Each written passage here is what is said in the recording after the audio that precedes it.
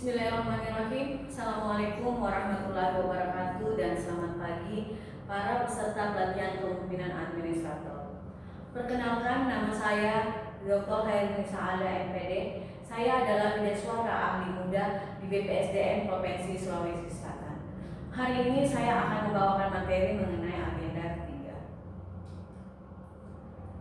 Agenda ketiga mengenai manajemen kinerja terdiri dari 7 mata pelatihan, yaitu pertama akuntabilitas kinerja, yang kedua hubungan kelembagaan, yang ketiga organisasi digital, yang keempat adalah manajemen kinerja, yang kelima standar kinerja pelayanan, keenam manajemen penganggaran, serta yang terakhir adalah mengenai manajemen risiko.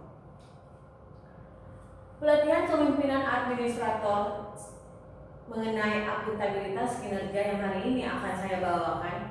Deskripsi singkatnya adalah mata pelatihan ini membekali peserta dengan kemampuan memahami dan akuntabilitas kinerja dan kemampuan membangun budaya akuntabilitas sebagai salah satu manifestasi kepemimpinan. Materi ini saya sajikan secara interaktif melalui metode belajar mandiri, secara daring, ceramah, diskusi, praktek, simulasi, serta kemampuan peserta dinilai dari keberhasilan dalam menerapkan akuntabilitas dalam pengelolaan organisasi kinerja.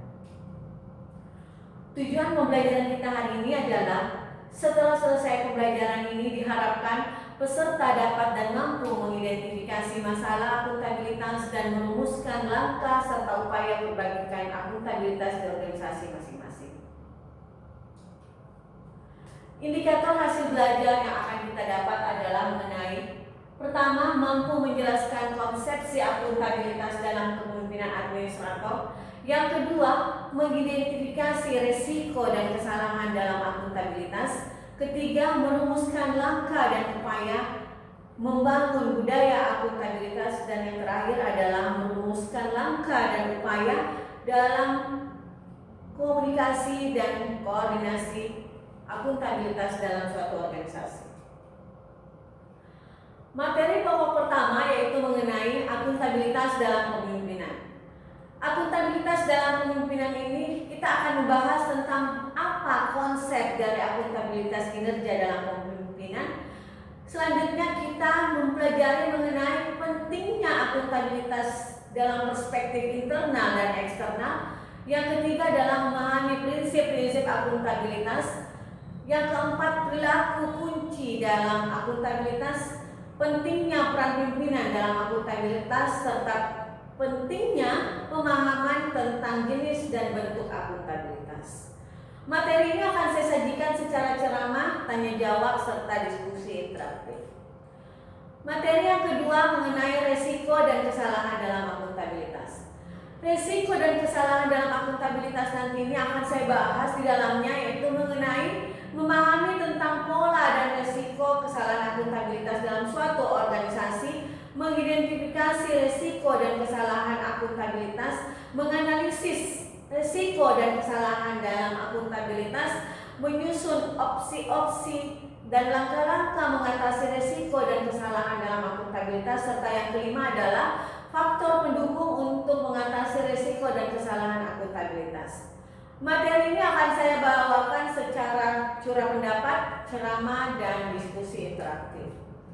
Materi pokok ketiga yaitu adalah kita akan membahas nantinya mengenai membangun budaya organisasi. Membangun budaya organisasi di dalamnya ini adalah memahami pentingnya membangun budaya akuntabilitas dalam organisasi, serta kita akan mengetahui bagaimana aspek-aspek yang akan kita bangun dalam budaya akuntabilitas. Selanjutnya kita melihat peran pemimpin dalam membangun budaya akuntabilitas. Dan yang keempat adalah hambatan apa yang kita akan alami dalam membangun budaya akuntabilitas, serta indikator minimal dalam membangun akuntabilitas. Nah, metode ini nanti juga akan saya bahas secara ceramah, curah pendapat, serta diskusi interaktif. Materi pokok keempat adalah komunikasi dan koordinasi akuntabilitas dengan atasan. Koordinasi dan komunikasi akuntabilitas dengan atasan di sini meliputi mengenai konsep komunikasi dan koordinasi akuntabilitas dalam suatu organisasi. Yang kedua adalah pentingnya komunikasi dan koordinasi pimpinan dengan bawahannya. Dan yang ketiga adalah praktek-praktek dalam berkomunikasi dan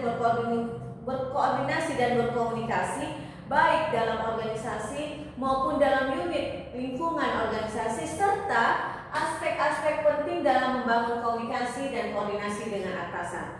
Materinya akan saya bawakan secara ceramah, interaktif, tanya jawab, serta diskusi kelompok. Selanjutnya pada bagian penutup, saya akan memberikan kesimpulan terkait materi-materi yang telah kita bahas tadinya. Selanjutnya saya akan memberikan evaluasi dalam proses pembelajaran ini, baik secara tanya jawab, secara lisan, maupun evaluasi secara formatif dan sumatif. Terima kasih Bapak Ibu atas perhatiannya. Lebih dan kurangnya saya mohon dimaafkan. Wabillahi taufiq wal hidayah. Wassalamualaikum warahmatullahi wabarakatuh.